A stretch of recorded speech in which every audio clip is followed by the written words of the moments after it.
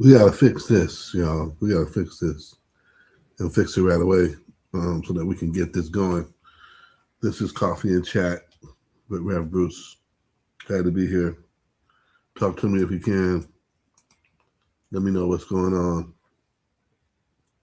And I would say definitely this is a new week, but not a new topic. Can we rock like that? A new week, but not a new topic. A new week, but some of the same old nonsense, right? We've been dealing with these folks, as I put on here, we've been dealing with these folks who have been normalizing nonsense. And when I say that, I don't mean that in the sense of someone has been playing on your ignorance, someone has been playing on your inability to see a different picture, not even a bigger picture, not even um, more intricate picture or anything like that. It's just been a different picture, and they're playing us. We're getting played, and a lot of what we're getting played about has to do with um, imagery, right? Imagery that's being purported, right?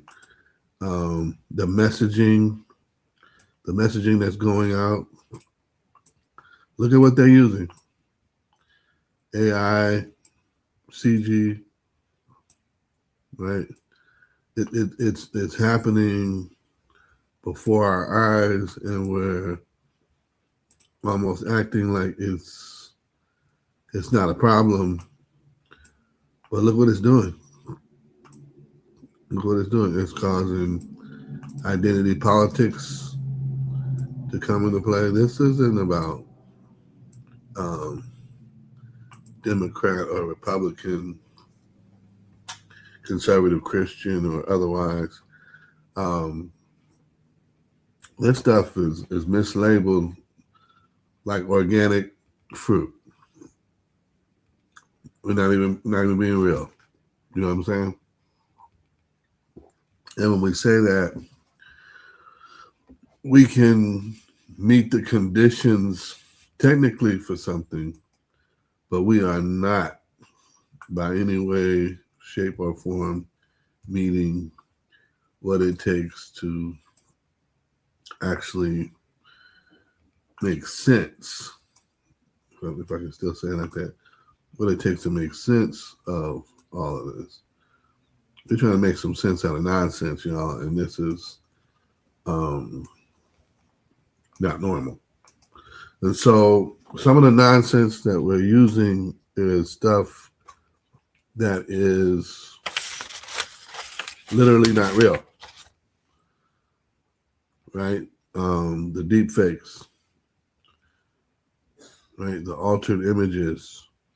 And um, let's say someone creates a video using a voiceover of a real voiceover person that we're familiar with.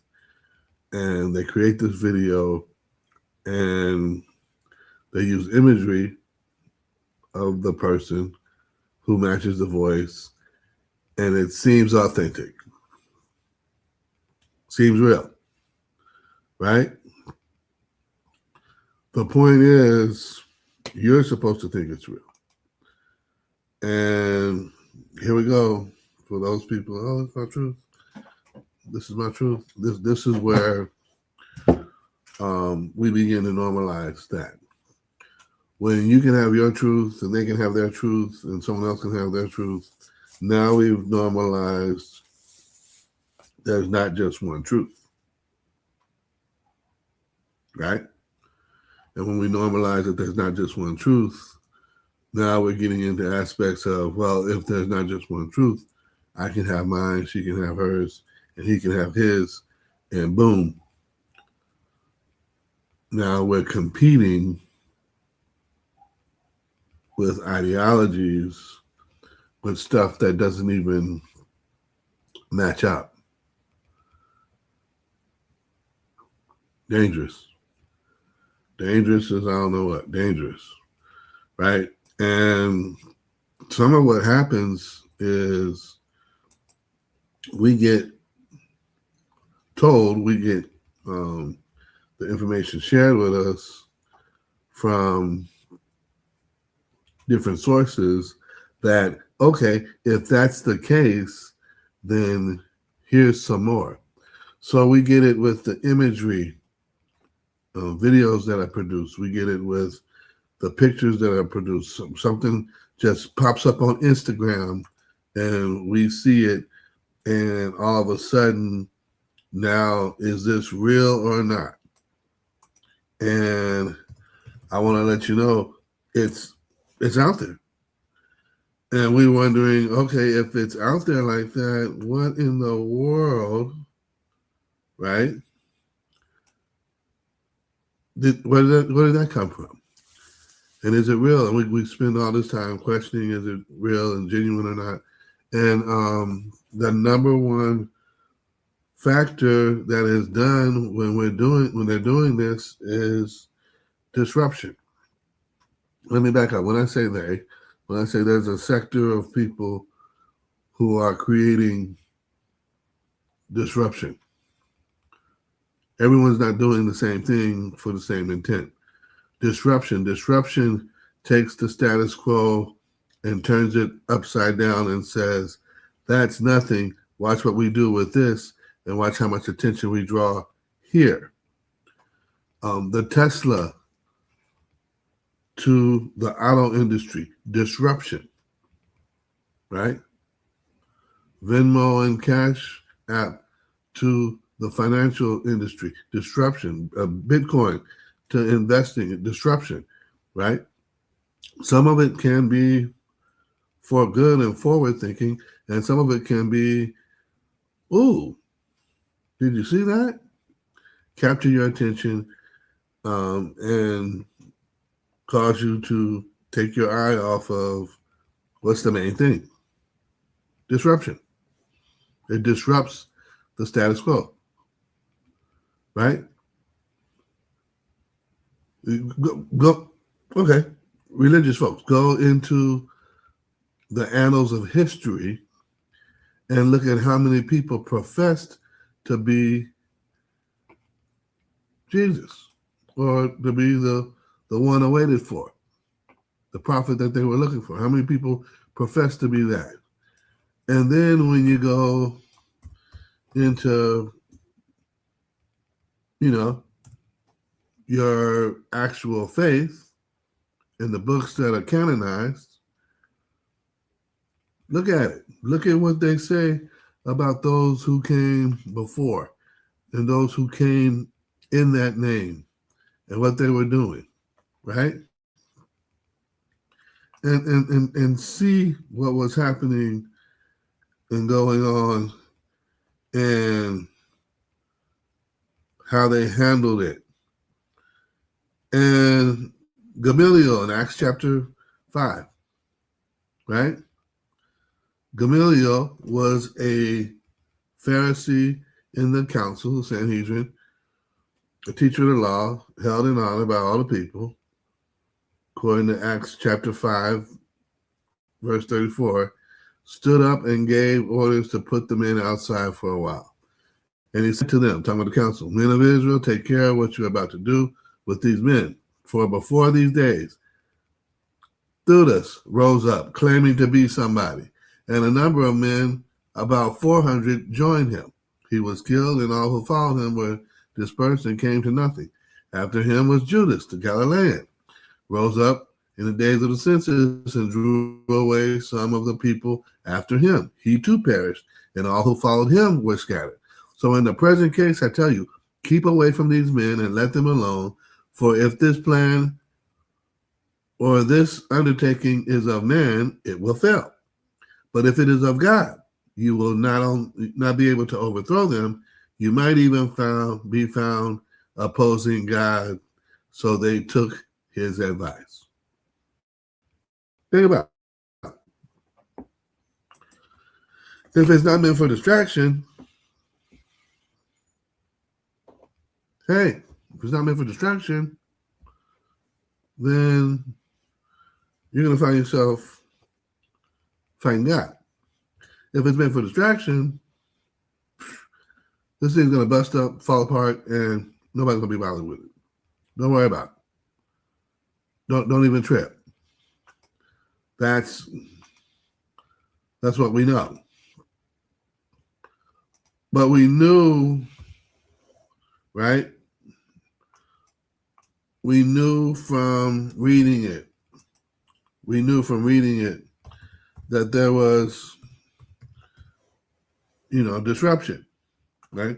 It disrupted what was going on in the normalcy of their time, right?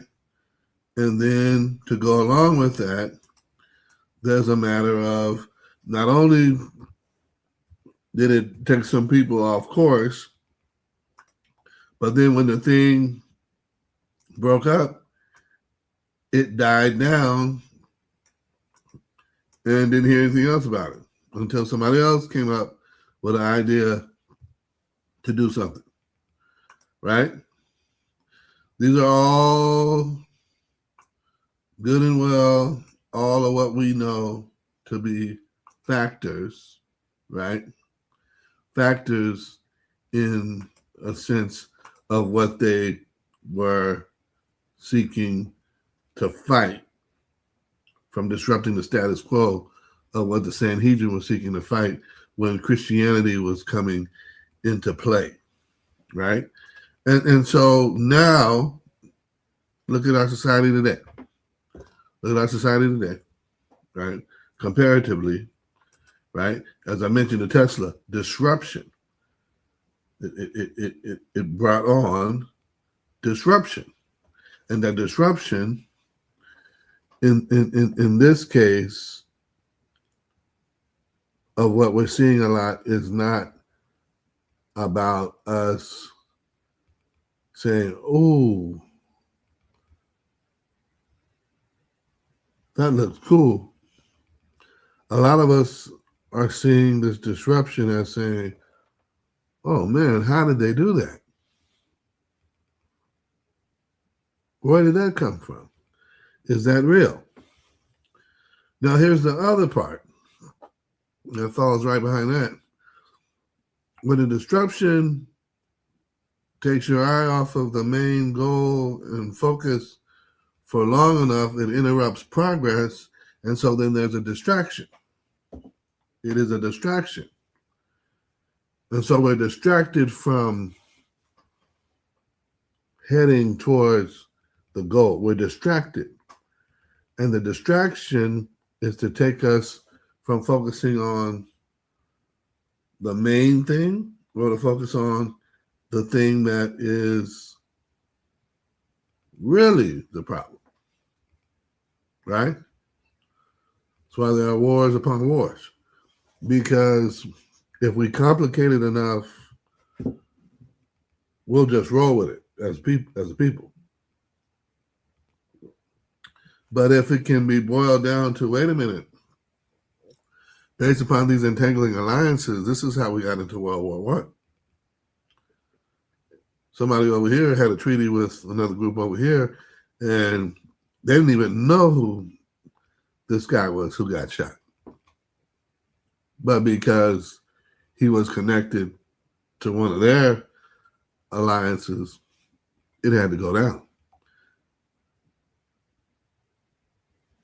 And so we say this assassination is the kickoff of World War I, but it's really about these alliances that have been built over this quote unquote peaceful time. Take into consideration this: when the distraction is set up in the right way, it can totally take your attention away from a continual problem. Like I mentioned before, war upon war.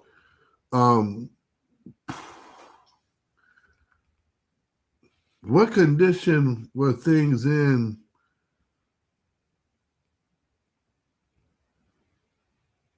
before 9/11 with the presidential administration at that time? What condition were things in?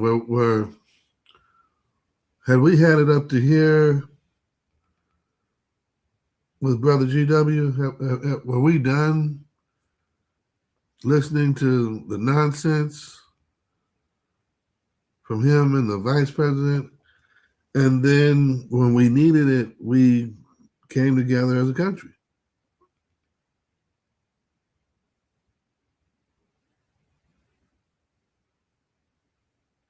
That horrific tragedy brought us together as a country. And it took our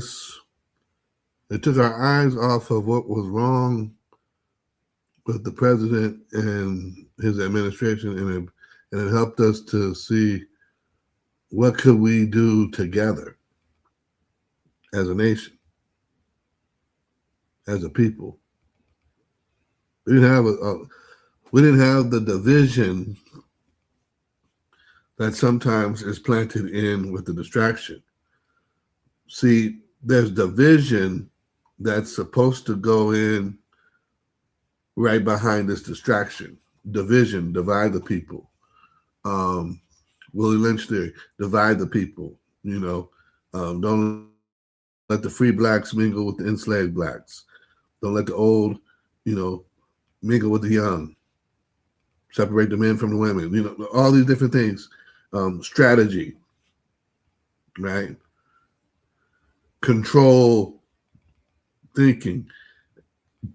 All this was all coming into play when we talk about domineering and dominating as power players and politicians. And so, boom, that division is supposed to make us so split to where we don't have any compromise and we don't share any commonality. That division is supposed to make us so upset to where we're not willing to hear the other side. And that division comes in after the distraction because we're not even talking about the main thing that's supposed to be wrong here. But this thing is so heated and we're so entrenched that we're not even talking about the main thing or the main problem or the common issue. And we get divided and get split and jump on our side and start waving the banner. And all of a sudden, that division has caused us to be so distracted that we're sold out. And they're selling t-shirts and hats and flags and come on.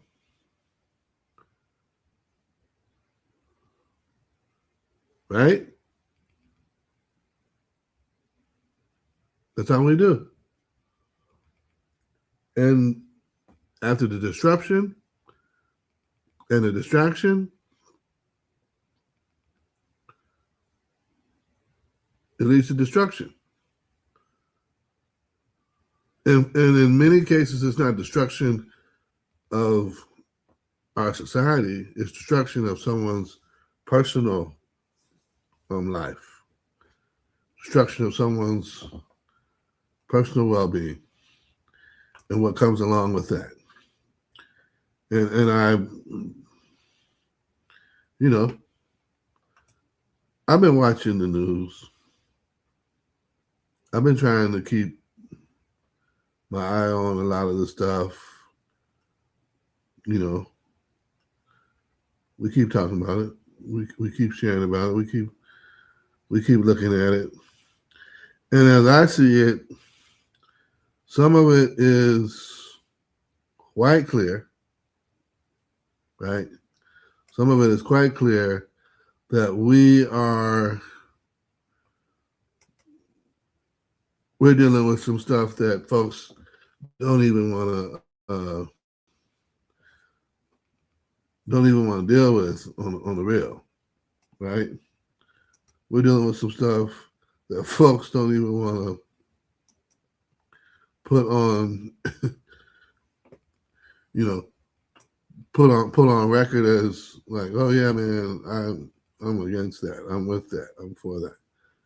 You know what I mean? That's what we're dealing with. But we're rocking with this minute by minute, day by day, coming through, and we're having issues. We're having issues with the reality that this stuff is leading to the destruction of individuals.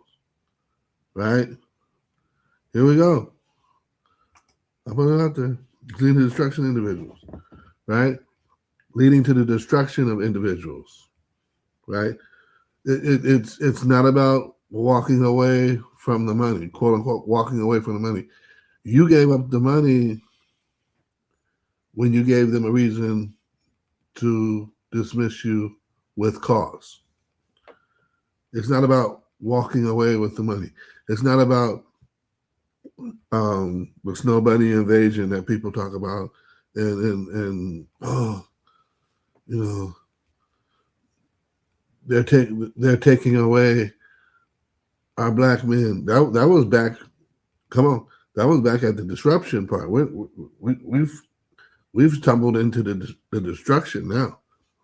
We went from disruption to destruction, and so this is what's happening when we're playing around and fooling around and thinking that everything's a-okay, it's normal, it's all right, nobody's getting hurt, nothing's wrong with it.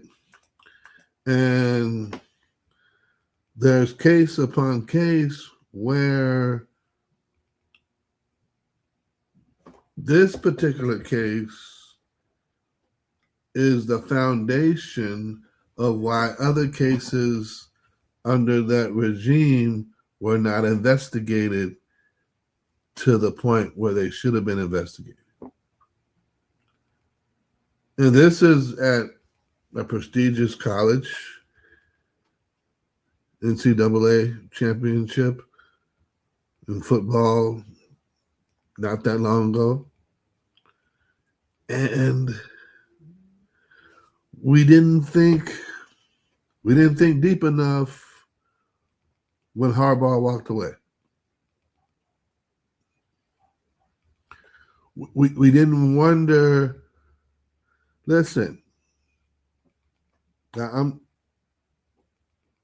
a Raider fan. I'm gonna say it, but I'm not a hater to the point where I'll be like, man,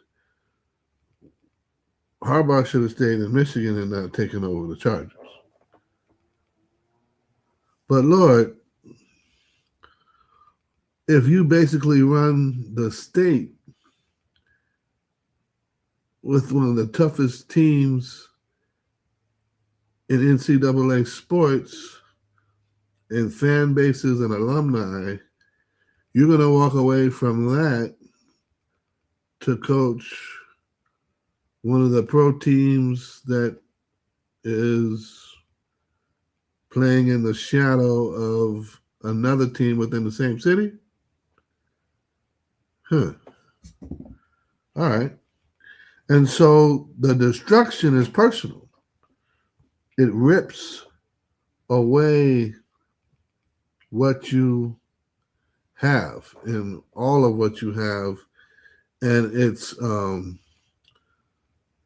public, it's personal, it's public, and it's punitive. You understand what I'm saying? It's personal. It's your stuff. It's your life that's being destroyed. It's public. It's in front of everybody. Everybody is looking at you. Everybody is trying to figure out what's wrong with that fool, and it's punitive. It rips to shreds whatever you've built. That's what this destruction is. That's what this destruction is set up to be, and continue to be. Why do you think they did Jesus that way? If it wasn't if it wasn't meant to destroy him and what he was building and the ministry that he had established in Galilee, why was it so personal? Why go arrest him in the middle of the night? Why hunt him down? Why take the money out the treasury and give it to one of his followers and say, "Hey, this is for whoever turns over the the the man who claims to be the Son of God"? Why not? If it wasn't so personal, why say, "Hey, look, if it wasn't for this sacred holiday, we would take care of it ourselves. But you Romans take it and do what you do with him. We sanction it." It's personal. Personal. To shame somebody, to strip them of all of what they have. It was public. Crucifixion wasn't done in secret. It was public. They crucified him, stripped him of what he had, on display for everybody to see, and it was punitive. Here is the one who said he was king of the Jews. Wrote it in different languages, translated it, took him to the place where they dumped the junk, and hung him among the thieves. If that's what they'll do to the Messiah, what are they going to do to you? If that's what they'll do to Jesus, what are they going to do to you? If that's what they'll do to the Son of God, what are they going to do to you? When you're up here and you don't pay attention and realize that they're making sense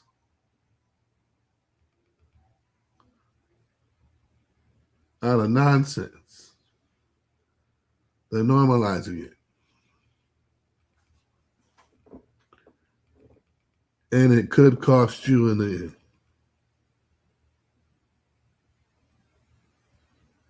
Could cost you in the end. If you're trying to build something, build it with focus and determination. If you're trying to gain something and grow something, build it and keep that inspiration that you have from the beginning at the forefront of your mind, and don't let anything get in the way of it. But do that, and don't let the haters get in the way. Don't let the obstructions get in the way. Don't let the naysayers get in the way. Do that and focus on what it is you have to do and take it forward, and do not delay. Do not delay in making moves to making things better for yourself or those around you. Do not delay. But beware, this normalized nonsense will include a disruption, right? Something that takes your eyes off the status quo and says, "Man, look at that over there. Look how that's changing." A distraction that takes your eyes off of your own goals, your own progress, to see what's happening with that potential division where you might be split with those who you were once close with over things that seem so trivial and minute, and ultimately destruction. Destruction could await you if you're not careful. Don't get in that. Remember that destruction is punitive. It's to take something away from you. You may not do jail time, but you're going to suffer a loss, even if it's just reputation. It's public. Everybody's eyes are on you. They're looking at you. What's going on with this dude? Why would he do such a thing? What's happening with him? You're guilty as soon as they put it on Instagram. Forget going to trial. You're guilty as soon as they put it on Instagram. As soon as that thing hits Instagram, you're guilty. In public opinion, right? So it's punitive, it's public, and it's personal. Got your name all in it. Pictures of your mama's house, where you grew up. If they can, then talk to your first grade teacher. Just set up to rip you apart. And in the end, God help us, in the end, this is to destroy you. Don't get sucked into the nonsense. Don't get taken in by the nonsense.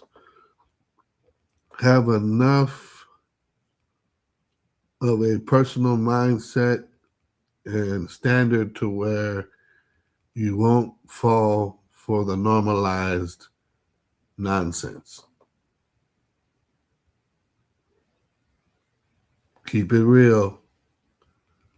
Keep it 100. And watch your back.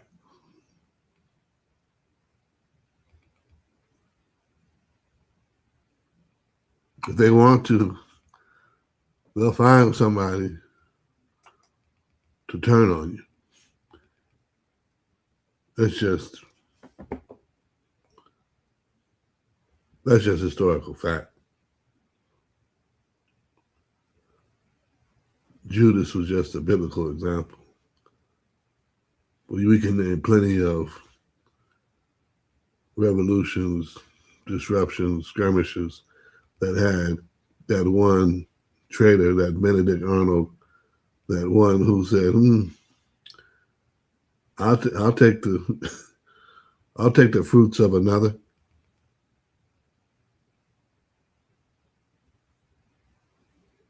We just need to find one, and one close enough,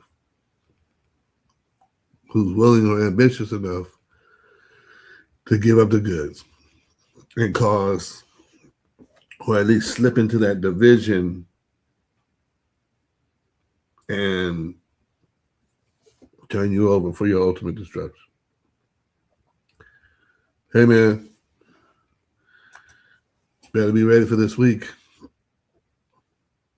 March is kicking in, March Madness. Turn your clocks. Turn your clocks this weekend. Stay on time with everything, and be mindful of what you see on the news and hear in the air.